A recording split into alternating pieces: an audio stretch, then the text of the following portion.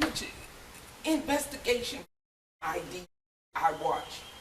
Do you know how much true crime I watch? You can't get away with nothing. Jesus, there's cameras everywhere.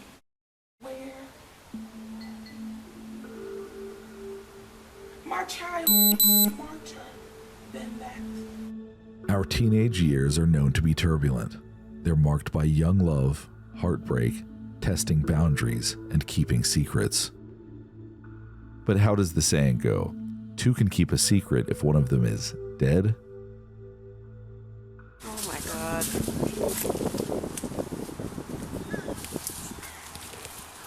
Here, let me step back.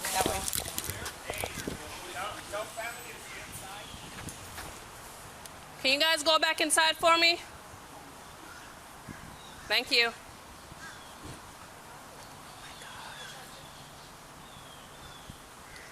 All right, are you live?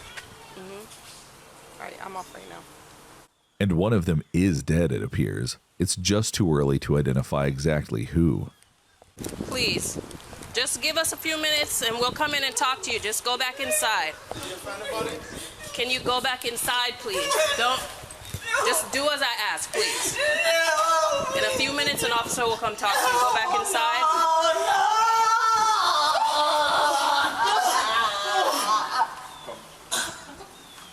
Can you just, please, take her inside.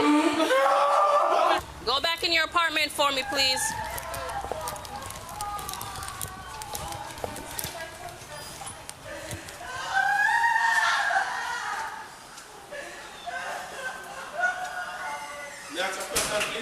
Listen, I can't answer anything right now. I just need you to go inside the apartment and stay there till I can get somebody to come and speak to you, please. I'm just wondering. Listen, what did I just ask? Just give us a few minutes and somebody will come and talk to you. Just give me a few minutes. Go ahead and go inside. Got some blood right here, okay? Okay, go ahead and go inside for me. The search for a missing teen might be coming to a close outside an apartment complex in Broward County, Florida. 18-year-old Dwight Grant, who friends and family call DJ, should be gearing up for a homecoming and graduation when he suddenly disappears on a Sunday in mid-October 2021. Grant is a senior at Miramar High School in Broward County. And while a bad case of senioritis isn't all that uncommon among students in his class, when he doesn't return home and misses school the next morning, that's when alarm bells ring. I have anxiety and depression, so like he would check. He has anxiety? No, I have Okay, so he would check on you. Yeah. Do you know the girl that he's talking to or trying to talk to? No, No, does he have a girlfriend? not to my knowledge, no. No? Okay. All right. So you haven't seen him? What's up, man? No, everything good? Okay. All right. Okay. Thank you very much. Okay, so you haven't spoken to him since. Is this his behavior? Like, does he do it? He's a good kid? He's a good kid. He doesn't drink. He doesn't smoke. If he goes out, he has a plan. He goes out with his friends. He calls literally all of us all the time to let us know, like, what's up, how you are. Okay.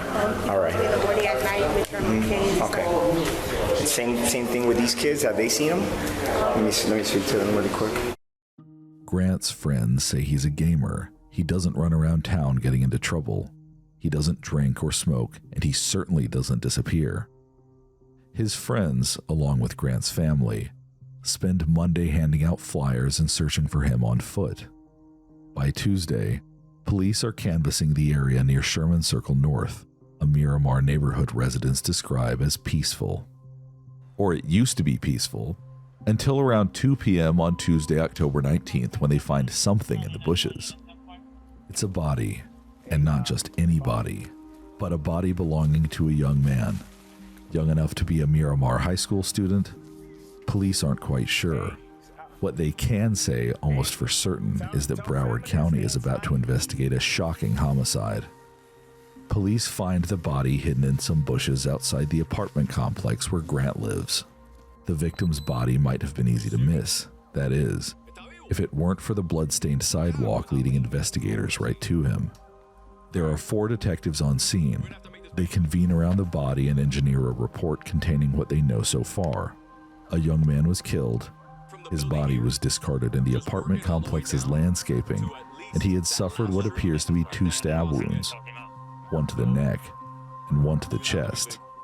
And when they look closely, they notice something else. The unknown victim is a perfect match for the description Grant's family gave police. But it's too soon to make an identification. For now, police block off the area surrounding the body and begin processing the scene for evidence. Aquí abajo. Sí. Ahí abajo del stairwell que está ahí había mucha sangre, and you can see that probablemente están tratando de limpiarlo. Hay una cámara aquí, hay 2 cámaras aquí, y hay una cámara en esa esquina donde lo tiraron. Sunday. On Sunday, he went missing Sunday. So go around in the middle, go up to the 2nd floor, and put it across. So there's no one goes down the stairwell. Okay. That way. So we got that and that. Crime scene tape, crime scene log. Let me get that started. Whoever, if somebody pulls the video from the place, I already have some kids Where's your car at? right here. Okay. I just so need to see who was there doing it because they're probably the office. The office. Back at Miramar Police Headquarters, tipsters are already starting to show up in the lobby and offer information. One woman wants to share what you might consider borrowed evidence, her teenage niece's group chat. Can you just give me a brief rundown? I'm so sorry. Of what's going on? Yeah, because I know I only know I've seen on the news that they found a body over by Sherman Circle, and they keep showing the picture of the kid that goes to Miramar High, saying they can't guarantee that it's him, basically, blah, blah, blah. Okay. But on my niece's phone, all the texts are coming through that they're her friends. There's people from school there, and they know it's him. Okay. I don't know if that. I don't know unless. No, I I'm just understand. assuming that it's him because of what. So did he speak to a detective or anything like that? No, I haven't spoken to anybody. I just came here because my niece was telling me that she had got these texts from this girl yesterday from the modeling, and she said it was the most traumatizing day of her life when she seen him yesterday, which would have been Sunday. Yeah. So in my mind, 1 and 1, I'm not saying she did anything, but I'm not saying I can't come here and not show you either because she more than keeps once saying tells everybody in the how many modeling people she's group killed that and she's in a gang, which. I mean, and it could be just to be, look cool or to be tough. But you never know. It's like you And the don't same know. thing, I don't want the text messages here. I don't want them to just- show my nieces. I don't want her. Like I don't her want her to name. associate Right. with, okay. Right, so it needs to be kind of. If you Yeah, no, I understand. please, if you can just write on there not to put her name in there, Sure. just in case this Yeah, girl you're really is who she says she You're is. fine. You're fine. No, I She's a senior, understand. and I want my niece to make it out of school. I understand. You guys are good.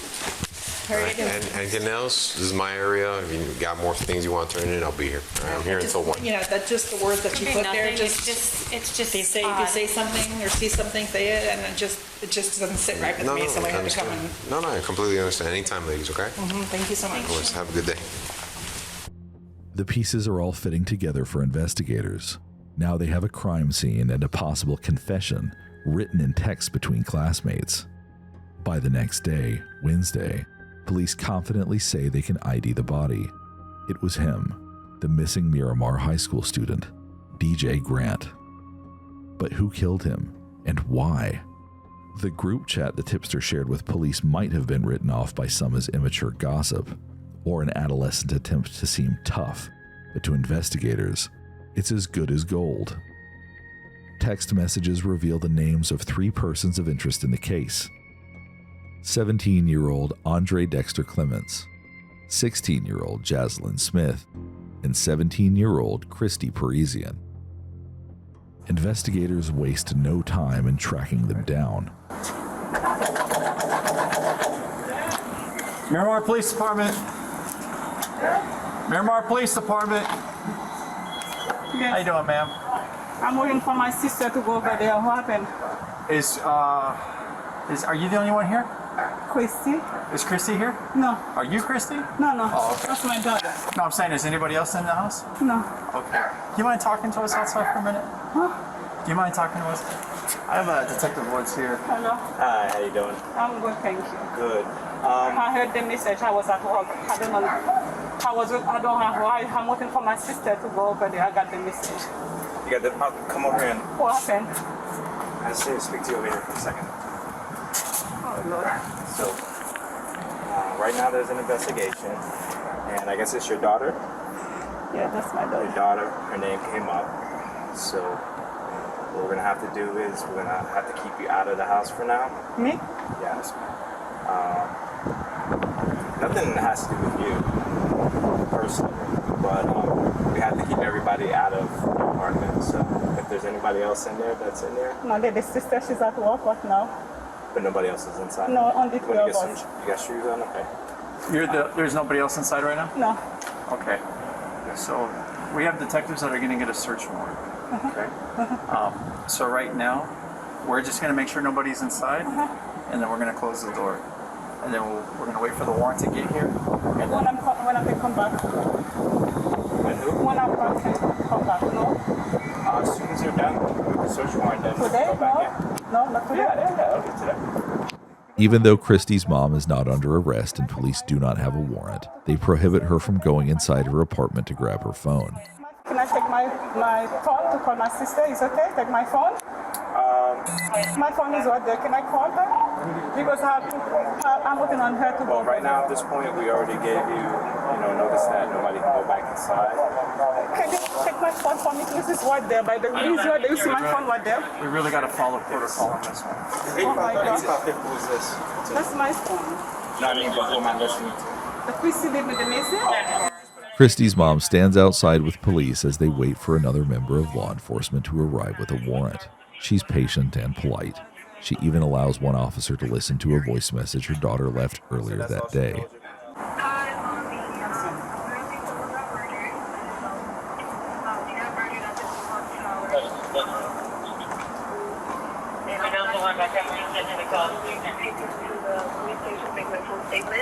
I'll be back home, and I will have my phone, so they took my phone.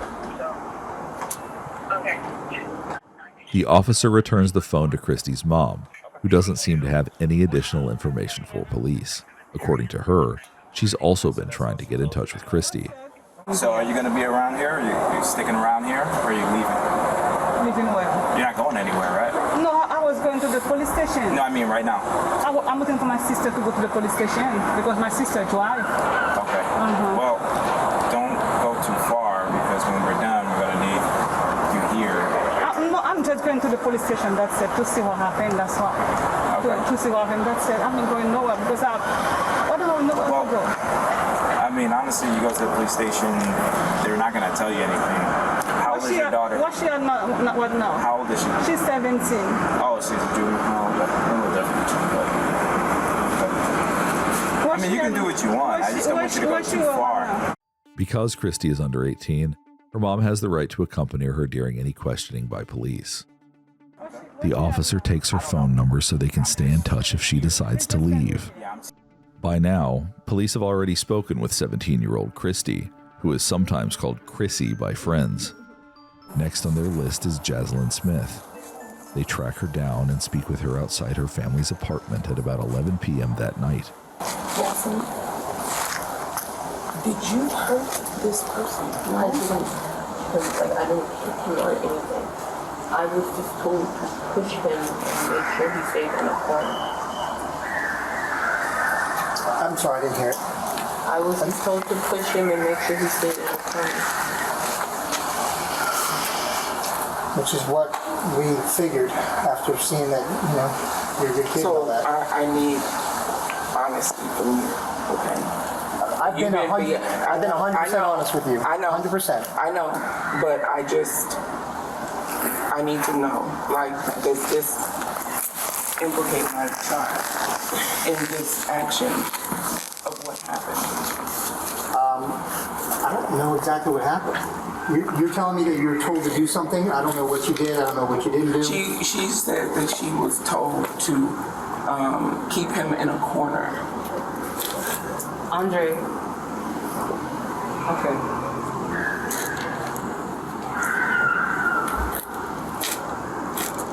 Andre told me that somebody had pissed him off, or somebody that was messing with somebody else's girl or something. it had to do with some type of chick. And that he was upset and that he needed some backup for a fight. He told me it was just a fight. I want to make sure that you both understand, because I've said this already to you in the past, that you guys don't have to stay here. You do not have to talk to me. Are you going to arrest my child? No, I'm not going to arrest your child.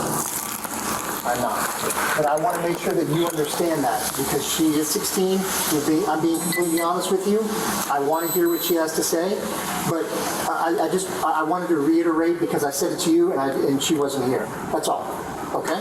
Do you understand? Do you understand what I'm saying?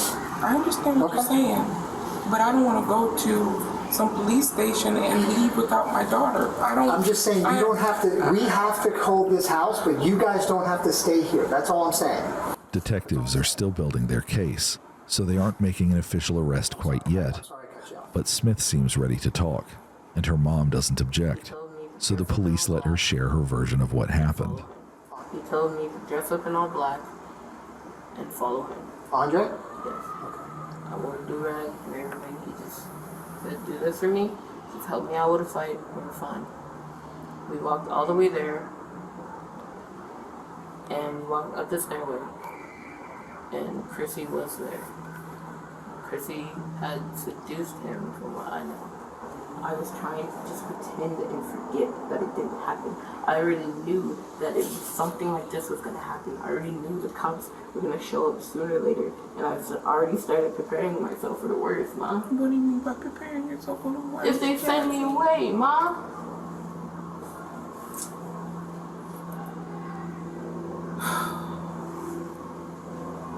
Because by everything I've already said, I'm an accomplice, and I know this, but I'm sorry.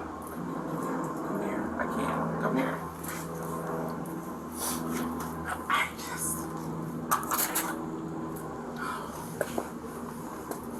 The female officer on scene can be seen laughing out of Smith's sight, but the scene is anything but funny. One teenager has been killed, and another has confessed to her involvement in the crime. Smith has also given investigators a motive and the name of the mastermind behind it all: 17-year-old Andre Clements. Did you know that your personal data is being harvested and sold online by data brokers? Anyone can buy your personal details. When this happens, you're at risk for a whole host of things like identity theft, becoming the target of phishing scams, potential stalking, and honestly, a ton more. And that's why I'm so happy to tell you about our sponsor, Delete Me. Delete Me helps keep your personal info private. I use Delete Me, and honestly, it's crazy what I found. They found 1,047 data brokers with my personal information and very quickly removed my data from 215 total listings. Doing that myself would have taken me a full 8-hour workday. And they're going to keep monitoring the sites for you to make sure your info doesn't end up back on there after the first removal. Using Delete Me has given me peace of mind about my family too, because if someone buys your data via a data broker, they can see info about your relatives too. So right now, you can get 20% off Delete Me and protect your personal data. Go to joindeleteme.com/investigates and use the promo code investigates at checkout. That's joindeleteme.com/investigates, promo code investigates. When Clements found himself involved in a high school love triangle with an alleged ex-girlfriend and DJ Grant, Smith says it drove him to murder, and he needed recruits. So I'd like for you to kind of tell me step by step on how everything occurred, you know, from the, like how it all started, how you even got notified or whatever, and then moving forward from there. Yes, okay? And just take your time with it, you know, step by step as best as you can. Yeah, I might have questions for you here and there. If I interrupt you, I'm not trying to be rude. I'm sorry. I just want to make sure, you know, I get certain details here and there, okay? But yeah, go ahead. You can just start. Before Sunday, before he came over. Who's he? Andre. Andre's from school also? Yes. Do you know his last name? Clements. Clements? Clements. M-M-E-T-S? Okay. Is he, what grade is he in? He's a senior. A senior? This year. Okay. All right, so you were saying? Before he ever came over, he told me on Friday, I believe it was Friday, that he had a situation that he needed to deal with, and he was wondering if I could help him out with a fight. Me knowing that I used to fight in elementary and used to be a bad kid-ish outside of school, I had agreed because he's a good friend of mine. I'm like, it's just a fight. Okay. So, on to Sunday, he had said he was going to be coming over at around 6. Okay. He came over at least 6:45, close to 7 o'clock. Okay. And he had proceeded to tell me the whole scenario of, we're going to get dressed in all black. You're going to wear clothes that you don't care about. You're going to wear gloves. You're going to wear do-rag.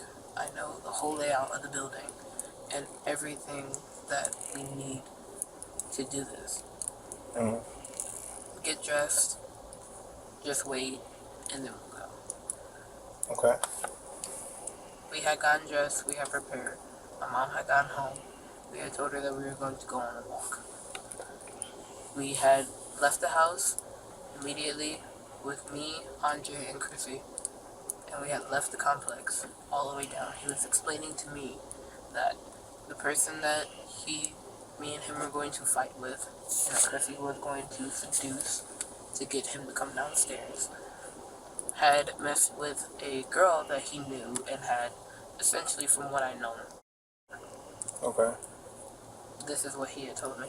And on the way there, he's telling me exactly where we're going to walk, exactly how we're going to walk, exactly what we're going to do, and what we're going to wait for a signal.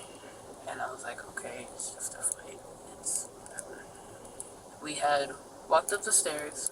We had walked through the front gates of the complex. Mm-hmm. Do you remember which complex it was? I don't know the name. I do know that it's the complex next to the old house that we used to live to. We had walked in fully. We were wearing gloves, 2 sets. We had on all black from head to toe. We had on our hoodies, and we had on do-rags to cover our eyebrows and facial hair and anything like that. Okay. We had masks on as well. We had walked out, and COVID mask? Yeah. We had walked out, and we were immediately when we got in there, we had walked over to where the stairwell was, while he was telling me to move this way to avoid a camera and to avoid being seen. Okay. We had walked through there. He said there was no cameras there, so we had relaxed and chilled out more. And I'm just thinking this is a fight. Right. And I'm thinking the reason why we have on all black is, if he was to fight him, because he seemed pretty upset over the whole situation of what was going on. I'm like, okay, maybe he's gonna fight him and there's gonna be blood, and he's just like, I don't need you home with blood on you. Right, or right. being seen, or your mom just like seeing anything like that. Mm-hmm. So we had walked up the stairs while Chrissy stayed downstairs and made a call or a text saying that she was here.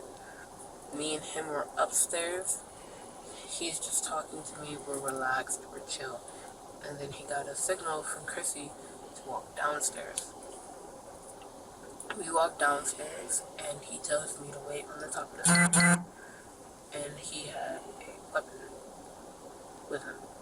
He told me to hold the weapon. We had gloves on at this time still. We had walked down the stairs. He had approached the boy, and Chrissy had moved back and walked down the stairs fully. Did you know this boy or no? Okay. When the boy tried to make a run for it, after Andre approached him and was like, yeah, we have a problem. And he has me standing behind with a weapon. So he tells me, Chrissy looked at me, and he made a run for it, and I'm like, okay, weapon's just for intimidation, I'm gonna put this down. I ran and I helped Andre to tackle him and put him onto the ground. But, of course, the weapon wasn't just for intimidation, and this wasn't just a fight. This was a murder plot being acted out in broad daylight by a love-scorned teenager and 2 girls who agreed to go along for the ride. Andre is talking to him, saying everything he has to get off of his chest. and saying how mad he is, and then he proceeded to say, you know what I have to do, right? That I have to hurt you. Like, I have to get you back for what you did. And the boy is like, you don't have to do this. I won't bother you. I won't say nothing. I haven't seen you guys. I won't say anything. Nothing. And I'm just thinking, okay, Andre's probably going to hit him or punch him, and then everything else is just, he's just gonna get into a fight. We're gonna leave. Andre asked for the weapon after explaining to him that he was going to kill the other boy. He had asked for the weapon, and I just handed it to him, because I was like, I don't know about this, but I'm like, okay, maybe you're joking, because me and Andre are playful. We like to mess around, and we do like play fight, and we're just very like sibling type relationship. Right. And he had taken a weapon, and he had pushed the other boy into the corner, and he was begging not to get hurt. And I'm just thinking, Andre's just gonna hit him. And Andre told me to come here and help him. And I was like, okay, you can do what you want to do. You can punch him or something. And I'm just holding him. And then Andre proceeds to rapidly punch him. And then after a while, Chrissy said, there's a lot of cars here. There's a lot of people watching. There's kids out. You need to hurry it up. So I'm like, Andre, do what you gotta do. Just hurry it up, bro. We gotta go. He proceeded to take out a small weapon and attempt to I'm sorry? Attempt to stab him. Okay. And he was failing, and I was just like, okay, I didn't see it because I'm holding his legs. So I'm in a position where I'm holding both of his legs, and I'm wrapped around his under torso, and I just feel poking right here. And I'm wondering what that is. And the other boy, he has the weapon just like waving it, just like trying to not get harmed. And then he had another smaller weapon, and he took that out, and he stabbed him right here. Where's right here? On the neck, like back side of the neck? Like side. On the right side? Did you do right side? According to Smith's story, the only fight that took place that afternoon was DJ Grant's fight for his life. And despite her claim that she didn't know the full extent of Andre's plan, Smith admits to helping hold Grant still, even after Andre stabs him. Also, the boy was just like, you're gonna kill me. Just choke me out or like end it, because he kept going in and out. He's like, choke me out, end it, stab me, do something. And Andre stabbed him again. And he had told me, and Chrissy, he had told me to get Chrissy and get cleaning supplies. And at this time, the gloves that we were having on and wearing were ripping and torn. And I was getting nervous, and I was getting scared. And I wasn't showing any of it because I'm just like, I don't need it. If I show this, they're gonna know that I'm like, I can't do this, and I'm like freaking out. So I'm like, I'll do what you say. I didn't tell them this, but I'm like, I'll do what you say. It is what it is, and whatever happens, happens. It is what it is. Smith's demeanor feels cold for someone who supposedly didn't expect the altercation to go down this way. But then, once the story of Grant's death is told, Smith seems to slip up and reveal something to officers that contradicts her original story. So I had helped Andre move him a certain direction under the cameras, under the one camera that we saw right there, and into the bushes. And at this time, we both had not eaten, we both were exhausted, so he's like, push me back here into the bushes and just leave him there. We'll figure out what to do with him at a different time. And I'm just saying, okay, because prior to this, he had told me that this was the first person he had ever killed. Prior to this, he had told you that? When we were at the house, when we were just talking about the whole plan of what to do, what was going to happen, but he never told me that he was going to kill somebody until at this time. Like, this is the first person gonna leave it here. I'll ask Chrissy. We're gonna leave. Clements had spoken to Smith about killing Grant while they were still getting ready at her house, before they met with Parisien, and before they lured Grant to the stairwell where he ultimately met his demise. After the teens dragged Grant's body into the bushes, they cleaned up and sealed their supplies and weapons in a bag that Smith hid in her jacket. Then they removed their gloves and walked back to the complex where Smith lived. They found an open, grassy area outside the complex, clearly visible to residents who happened to be looking, and set out to dispose of the evidence. They started what Smith calls a bonfire with gasoline. They threw bloody clothes in the middle, gathered around it, and talked. As they watched the blood-soaked fabric burn, they shared their fears and wondered what would happen next. That's when a security guard for the apartment complex approached them. Now they had a witness, not only to the crime itself, but the aftermath. And to make matters worse, he wasn't the only one. Someone else had alerted him. And as she would later tell police, she remembered everything. I saw the tape, I remember everything. And the two girls, they were just standing there, but they weren't moving much. The chubby girl, she was just like moving back and forth, but like standing in the same spot, but moving a little bit. And then the guy was moving around the fire, just throwing more gasoline. What was he? What did you see him throw? It was like a bottle. It was like the normal bottles that. Like a bottle that you use for like a barbecue, or yeah, like yeah. Like it looked like I don't have a water bottle, but it just looked like one of those normal bottles with like, you know how let's say when you go to a restaurant it's like ketchup. Okay. Yeah, like he was just throwing the gasoline. Okay, like that. Okay. Those. He was just walking around the fire and he was just throwing more in the fire, which is getting bigger. And what was it? I don't know. I just know like it looked like some type of material. It didn't look like cause we have like a lot of ducks. It didn't look like they killed a duck or something. It looked like it was a material that they were putting. Okay, like material. Like clothes. Something of material type. Okay. And did you recognize any of them? No, because it was pretty far, but seeing them on the news, their faces, that's when you can remember that they were the same ones that you saw that night. Yes. Okay, and then when you saw that fire happening, what did you decide to do after that?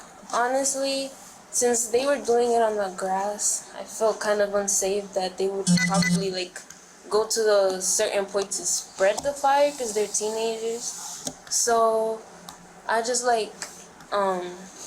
slowly I walked really fast, and I went to the other side of Sherman Circle, the other side of the complex of Lake Vista. So the other side of where the leasing offices. Mm-hmm. So you were able to see their face clearly. If you were ever able to see them again, you would recognize them. I didn't see their face, but I saw their body shape, and seeing them on the photos, you could picture them, especially the chubby girl. It was very noticeable. I could see her braids. Okay. And the kids. And you did alert the security guard. Yes. Of the fire. Yes. And that's when he was made aware. Okay. Is there anything else you can think of about that night that kind of stood out to you? No, not really. I just saw their emotions, and right when I came to my apartment, they were. What did they appear like? You could feel the traumatization from them, and you could feel like they were scared, but you could also feel like they had that energy of the way of thinking like he deserved it. Like you could notice that. Okay. And right when I went to my apartment, I immediately went to my balcony to see if they were still there, but they were gone really fast. Right. And all you saw was all I saw was the burnt grass. Now investigators have security footage of the teens in all black, eyewitnesses who saw Clements, Parisien, and Smith burning the evidence, and Smith's long-winded confession that she gave police in the squad car. All they needed now was the weapon, and that, it turned out, would be the most shocking part of the crime. You had said that the weapon that Andre was using, he used it to stab the boy. I'm assuming it's a knife then that he had? There is a knife and there is a longer sword. A longer what? Sword. A sword. Okay. Do you know what ended up happening with those? So it was a small knife and then the long sword? Yes. Okay. A sword. Now that complicates things for Smith. The officers know that it's possible Andre Clements could have concealed a knife from Smith and Parisien, but to miss that he carried a sword all the way from her apartment to the complex where they met up with Grant, that seems unlikely to detectives. When he first came here, before all this started, right?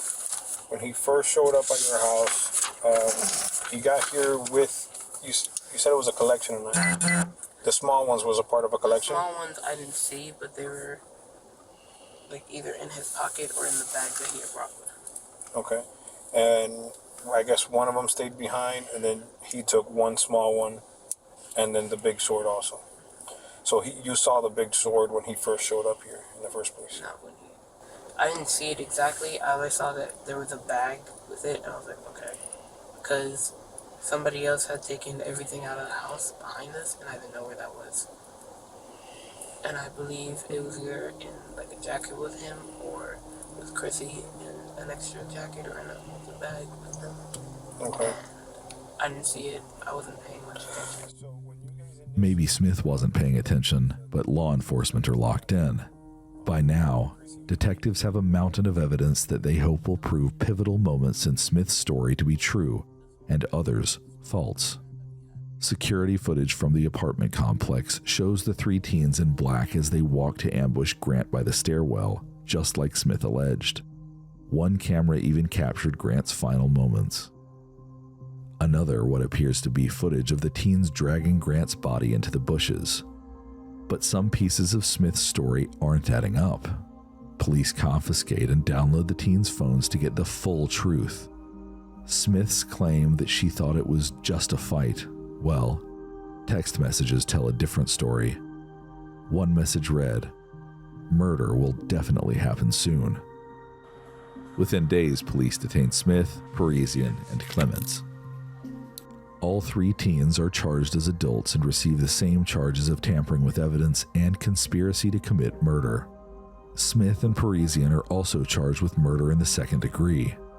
Clements, who authorities allege orchestrated the killing from the start and drove the sword through DJ Grant's chest, was charged with premeditated murder in the first degree. Smith and Parisien plead guilty and are sentenced to 25 years. After their release, they'll each serve an additional 10 years probation. On February 18th, 2025, 20-year-old Andre Clements pleaded guilty to murder, tampering with evidence, and conspiracy to commit murder. He was sentenced to 40 years in prison plus lifetime probation. NBC Miami reported that the presiding judge left the courtroom in tears.